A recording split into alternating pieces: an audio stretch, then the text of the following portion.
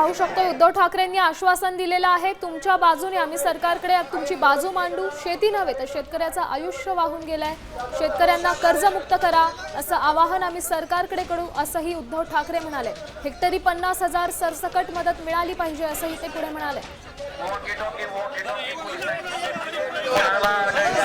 त्याचसोबत शेतकऱ्यांनी आत्महत्या करू नका, वेडवाकडं पाऊल उचलू नका, हे संकट निघून जाईल आणि या संकटात आम्ही सोबत आहोत असं आश्वासन उद्धव ठाकरेंनी शेतकऱ्यांना दिलं।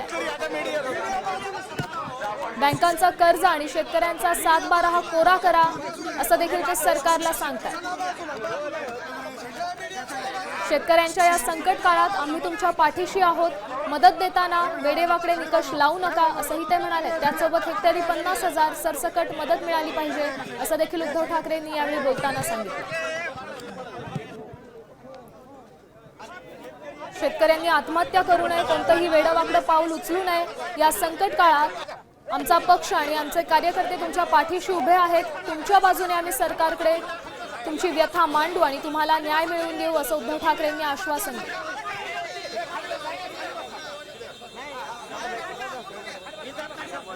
बरोबर बोलले ना, तुमच्यावरती एक जबाबदारी।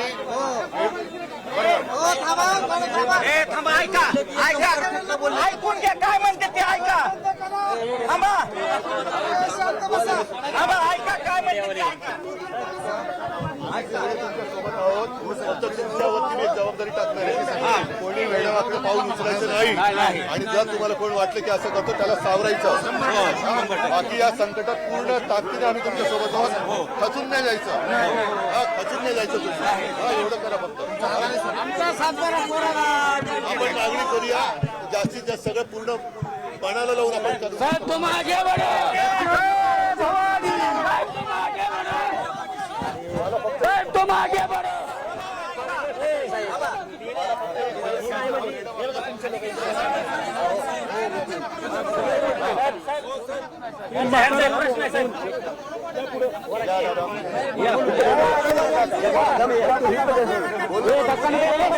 बोललो ना मगाशी,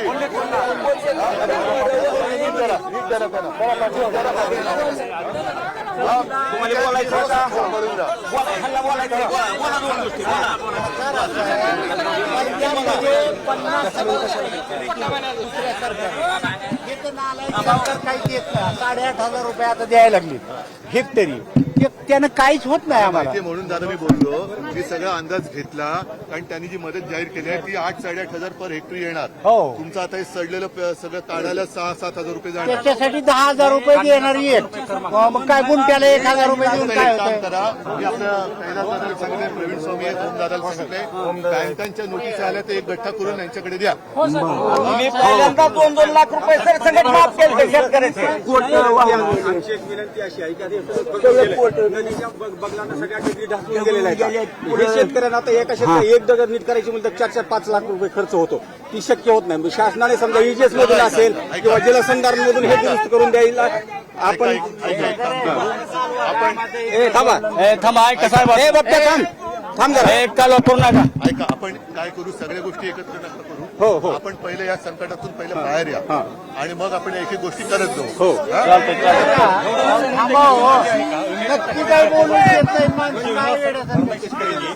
विषय वेगळा होता, विमाचा निकष बदलले आणि आताच्या निकषात तुम्हाला विमाच नाही मिळणार, हे मला सगळं कळलंय, हे सगळं करू, फक्त तुम्हाला आज मी धीर द्यायला आलेले, बाकी सगळ्या गोष्टी या आपल्या सगळ्या लोकांनी मला सांगितल्या त्या आपण पाठपुरावा करू द्यायचा, फक्त मी कुठे हे करू नका, ठीक आहे?